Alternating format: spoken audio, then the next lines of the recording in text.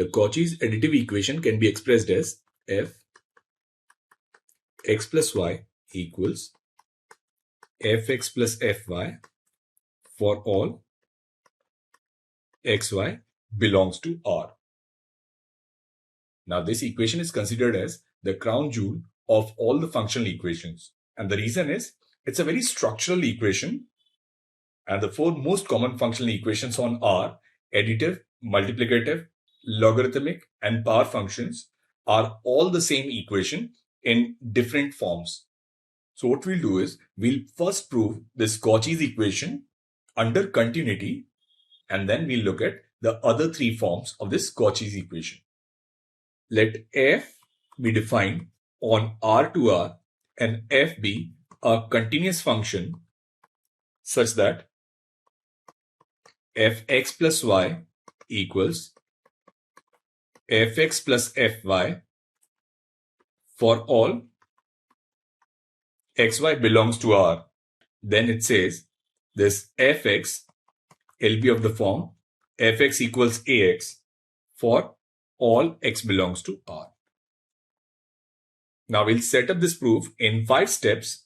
Now the step 1, we'll find the value of f0, and for that we'll put x and y as 0. Now if we put x and y as both 0, we'll get f0 equals f0 plus f0, which means f0 will be 0. Second step is we'll prove this function is an odd function, and for this what we'll do is we'll put y as minus x. Now if we put y as minus x in this equation, we'll get f0 equals fx plus f minus x. Now f0 is 0. So from here we can write f of minus x will be minus fx. That is, this function, it is an odd function. Now in the third step, we prove fnx will be n times fx for all n which is an integer and for all x belongs to R. Now we'll split it in 2 parts. First we'll prove it for natural numbers, and then we'll extend this proof to integers. So let us say this n, it belongs to n, and since it is an additive equation, we know fx1 plus x2 plus x3 plus xn will be fx1 plus fx2 up to fxn. Now if we take all x1, x2, x3, xn as x, we can write f x plus x n times will be fx plus fx plus fx n times. So we have n x's here and we have n fx's here. So from here we can say this fnx will be n times fx. Another way to prove this could be principle of mathematical induction, which is fairly simple as well. Now once we have proved it for natural numbers, we'll prove it for integers. Now we already know f0 is 0, and now n is a negative integer, so n belongs to z negative. So let n be some minus m. Now we can write fnx as f minus mx. Now we know that this function, it is an odd function, so we can write this as minus f mx.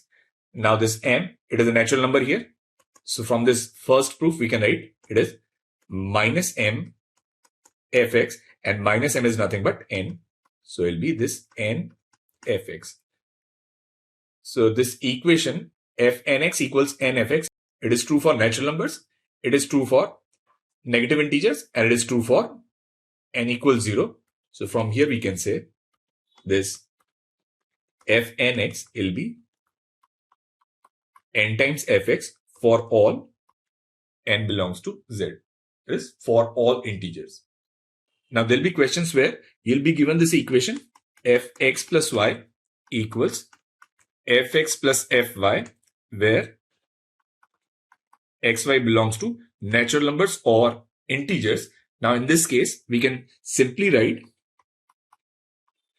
fnx as nfx. Now if we put x as 1, we can write fn will be n into f1, and f1 is some constant. So we can straight away write this function fn as some an. So for natural numbers and integers, if you are given this condition, fx plus y equals fx plus fy, then its solution will be fn equals some an. And here we do not need any regularity condition. Now we'll come to our fourth step. We'll prove this for rational numbers. So our fourth step is, for a rational q, we'll prove fqx will be q times fx, where q is rational and x belongs to R. Now we know that we can write any rational as m by n, where m is an integer and n is a natural number. Now we can write f mx as f n into m by nx. Now from this previous result, we can write this as n times f m by nx. Now m by n is nothing but q, so it will be this n and f qx. Now f mx, m is integer, so it will be this m times fx. So from here we can write n times f qx will be m times fx. Now if we divide it with this n, then it will become f qx will be q times fx for all rational q's and x belongs to R. So we have proved this result for rationals also. So again, if you are given this equation, now in rationals, there also we'll get this condition that fqx will be qfx. Again, setting x equals 1, we can write fq will be some aq. So here also, you do not need any regularity condition. So for this Cauchy's additive equation, you do not need regularity on natural numbers, integers, or rationals. But you'll need an extra condition or a regularity hypothesis for real numbers. Now we'll prove it for real numbers. And that's our fifth and final step. Now, if we fix any x, which is real, and we know that set of rationals is dense in R, there exists a sequence Qn, a sequence of rationals, such that limit of the sequence is x. Now using this result, in step 4, we can write f qn will be some aqn, as qn belongs to set of rationals. Now what we'll do is, we'll take limit n tends to infinite. We can write fqn will be this limit n tends to infinite aqn. Now this function f is continuous, and for continuous functions, we know we can take this limit inside. We can write this f limit n tends to infinite qn, and will be this a limit n tends to infinite qn. And we know that limit n tends to infinite qn, this sequence, it converges to x. So we can write this fx will be equal to ax.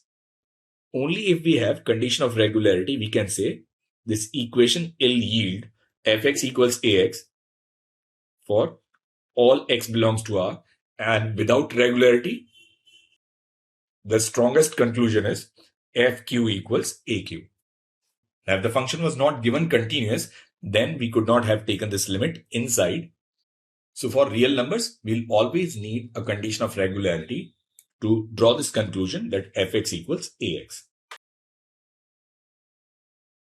Now with this equation, generally the conditions of regularity which is given is, they can say f is continuous,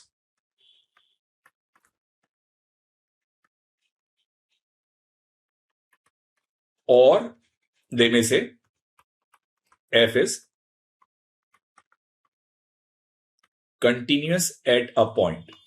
So you are not given this function f is continuous everywhere, but it is continuous at some point, say x naught, and this continuity at any point will give you continuity at all the points. So it's the same condition.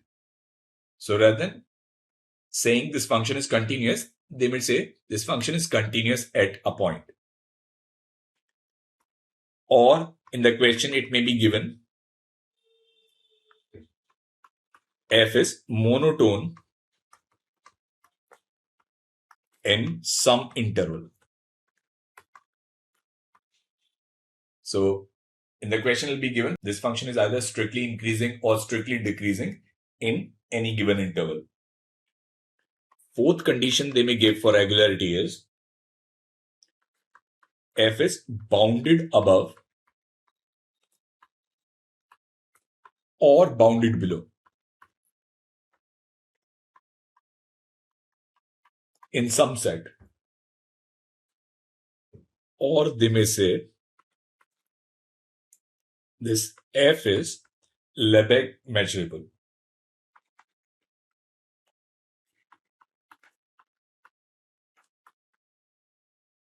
So all these conditions, they force linearity on R. So we can say then this fx will be ax for the given Cauchy's equation fx plus y equals fx plus fy. Now these four conditions, they are weaker than the continuous everywhere condition, but each of them, they suffice to force linearity. So this is the proof of Cauchy's additive equation.